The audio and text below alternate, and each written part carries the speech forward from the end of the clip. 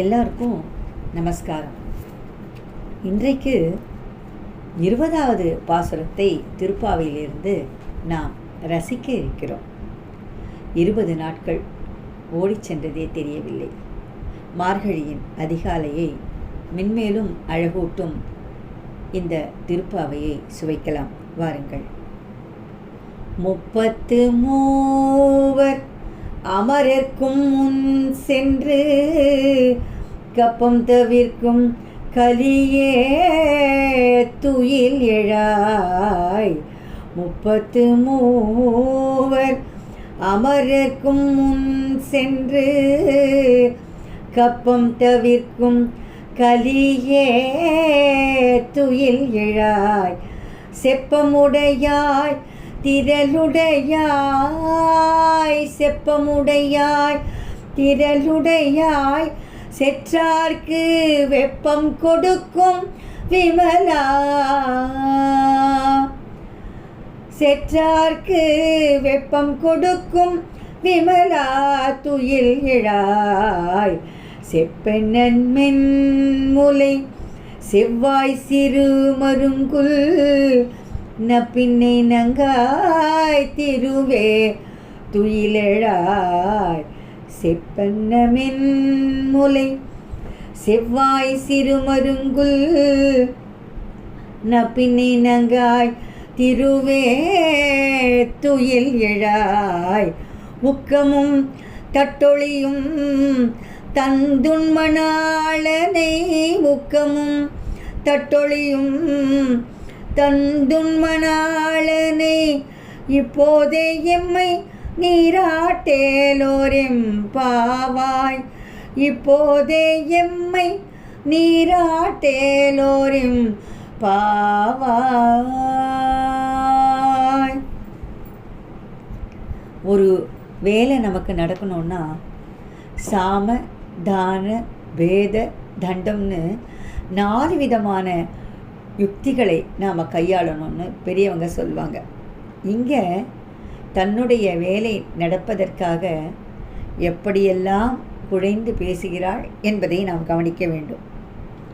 எப்படிப்பட்ட உறக்கம், நீ ஏன் எழுந்திருக்க வேண்டும், எவ்வளவு வல்லமை படைத்தவன், இதையெல்லாம் அப்படி புகழ் மாலையாக அடுக்குகிறாள். 33 அமரர்க்கும் முன் சென்று கப்பம் தவிர்க்கும் கலியே. இந்த கலியே என்கின்ற வார்த்தைக்கு பலவிதமான பொருள்கள் இருந்தாலும் இங்கே வல்லமை உடையவனே என்று நாம் பொருள் கொள்ள வேண்டும். 33 அமரர்க்கு, தேவர்களுக்கெல்லாம் ஒரு முறை துயர் வந்தபோது அவர்கள் அழைக்காமலேயே ஓடிச் சென்று நீ உதவி செய்தாயே, அப்படிப்பட்ட வல்லமை உடையவனே என்று சொல்லும்போதே அவர்களெல்லாம் அழைக்காமலேயே உதவி செய்தாயே எம்பெருமானே, நாங்கள் இவ்வளவு கதறியும் நீ மனமிறங்க மாட்டாயா? அம்பனே இறங்காயெனில் புகழேது. அப்படி அவர்கள் அழைக்காமலேயே ஓடிச் சென்றாயே, நாங்கள் அழைத்தும் வரமாட்டேன் என்கிறாயே, இது நியாயமா என்று சொல்லாமல் சொல்லுகின்ற பாசுரம் என்ன நயம்! செப்பமுடையாய் திரளுடையாய், நீ எவ்வளவு செம்மாந்தவன், எவ்வளவு பெருமை மிக்கவன். அப்படிப்பட்டவனே செப்பமுடையாய் திரளுடையாய், திறமையானவனே, மிக்க நேர்மையும் நடுவுநிலைமையும் உடையவனே என்று பாசுரத்திற்கு வியாக்கியானம் சொல்பவர்கள், விளக்கம் சொல்பவர்கள் குறிப்பிடுவார்கள். செற்றார்க்கு வெப்பம் கொடுக்கும் விமலா, செற்றார்க்கு வெப்பம் கொடுக்கும். இங்கே செரு என்றால் போர் என்று ஏற்கனவே நான் குறிப்பிட்டேன். அப்படி உன்னுடைய பகைவர்களுக்கு அவர்களுடைய தாபத்தை விளைவிக்கின்ற நிர்மலனே, பகைவர்களுக்கு அருளக்கூடிய பண்பாளனே என்று கூட இங்கே கொள்ளலாம். வெப்பம் கொடுக்கும் விமலா, இங்கே வெப்பம் என்றால் அவர்கள் செய்த அந்த வினையை, தீவினையை, தீச்செயலை அவர்கள் உணர்ந்து கொள்ளும் வண்ணம் செய்யக்கூடிய ஆற்றல் படைத்தவன் என்று பொருள் கொள்ள வேண்டும். செப்பென்ன மென்முலை செவ்வாய் சிறுமருங்குள் நப்பின்னை நங்காய்.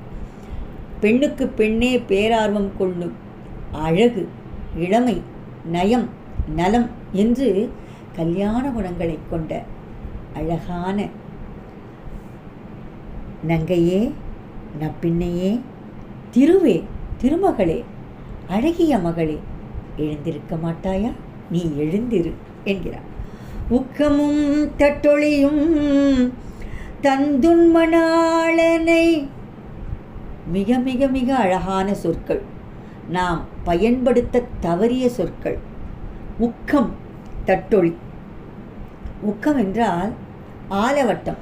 இறைவனுக்கு நாம் திருக்கோயில்களில் பார்த்திருப்போம். ஆலவட்டம் எனப்படுகின்ற விசிறியால் விசிறி அவனுக்கு சிறப்பு செய்வார்கள். அந்த உக்கம். தட்டொளி, ஒளி என்றால் நமக்கு தெரியும். தட்டு ஒளி கண்ணாடி. இன்றும் கூட நாம் ஆலயங்களில் பார்க்கலாம். இறைவனுக்கு நீராட்டு செய்து முடித்த பிறகு ஒப்பனை செய்யும் போது ஒப்பனைகளை எல்லாம் முடித்து அவர்களுக்கு விசிறியால் விசிறுவதும் அல்லது கவரி கொண்டு விசிறுவதும் கண்ணாடி காட்டுவதும் நாம் பார்த்து ரசித்து மனம் கனிந்திருக்கக்கூடிய தருணங்கள். அப்படிப்பட்ட இறைவனுக்கு இப்போது எதற்காக உக்கமும் தட்டொழியும் கொடுக்க வேண்டும்? விசிறியும் கண்ணாடியும் எதற்கு? துயில் எழுந்தவுடனேயே நீராட வேண்டும் அல்லவா? நீராடி முடித்த பிறகு ஒப்பனை செய்ய வேண்டும் அல்லவா? அந்த ஒப்பனைக்கு உதவி செய்கின்ற பொருள்களாக இவை இரண்டையும் கொடுத்து உன் மணாளனை இப்போதே எம்மை நீராட்டியலோர் என்பார். இதுக்கு மேலே எங்களால் பொறுக்கவே முடியாது. இதுதான் கடைசி. இப்போவே எழுந்து வாங்க. இந்த குழந்தைகள்லாம் சொல்லும், ஏதாவது ஒன்று வேணும்னா இப்போவே எனக்கு வேணும் அப்படின்னு அடம் பிடிக்கும். அதே போல் இந்த ஆயர்பாடி சிறுமிகள் இப்போதே எம்மை நீராட்டியலோ, இப்போவே எங்கள் கூட வரணும், நீராடணும். நீ மட்டும் எல்லா விதமான கல்யாண குணங்களையும் பரந்தாமனோடு அனுபவிக்கிறாயே, உன்னுடைய தோழிகள் அல்லவா நாங்கள். எங்களுக்கும் அந்த அருள் வேண்டும், அந்த இன்பம் வேண்டும், அந்த சிறப்பு வேண்டும் என்று அழகாக இந்த பாடலில் ஆண்டாள் அருளி செய்திருக்கிறார். கப்பம் தவிர்க்கும் கலி. இந்த கப்பம் என்ற வார்த்தையை நாம் கேட்டிருப்போம். கப்பம் என்றால் வரி. இந்த ஒரு வரியிலேயே ஒரு நிகழ்வை, இறைவனுடைய ஒரு சிறப்பை எடுத்து சொல்கிறது இந்த பாடல். கப்பம் தவிர்க்கும் கலி. ஆயர்பாடி மக்கள் எல்லோரும் இந்திர வழிபாடு செய்வது வழக்கம். இந்திரனுக்கு படையலிட்டு அவனை வணங்குவது வழக்கம். அப்படி அவர்கள் செய்யும்போது ஒரு முறை கண்ணபிரான் அவர்களை தடுக்கிறார். இந்திரனுக்கு நீங்கள் படையல் இட வேண்டாம், எனக்கே அந்த படையலை இடுங்கள் என்று சொல்ல, ஆயர்பாடி மக்களும் அந்த வருடம் இந்திரனுக்கு விழா எடுக்காமல் இருக்கின்றனர். சினம் கொண்ட இந்திரன் பெரு மழையை பொழிந்து அவர்களை அழிக்க நினைக்கிறான். அடுத்தடுத்த பாடல்களில் நாம் பார்க்க போகிறோம். கோவர்த்தன கிரியை தன்னுடைய சுண்டு விரலால் குடையாக பிடித்து அந்த ஆயர்பாடி மக்களை காத்த வரலாற்றை கப்பம் தவிர்க்கும் கலி என்ற வரி நினைவூட்டுகிறது. இப்படி இந்த பாடல் இந்திர சாபத்தை, இந்திரனுடைய கோபத்தை ஆயர்பாடி மக்கள் எவ்வாறு எதிர்கொண்டார்கள், கண்ணன் எப்படி அவர்களுக்கு திருவருள் சுரந்தான் என்பதை நினைவூட்டுகிறது. அந்த இனிய நினைவோடு நாளை மீண்டும் அழகிய பாசுரத்தில் சந்திக்கலாம். நன்றியும் வணக்கமும் சொல்வது கற்பகம் பொழிச்சலூர் சங்கத்தமிழ் இலக்கிய பூங்கா.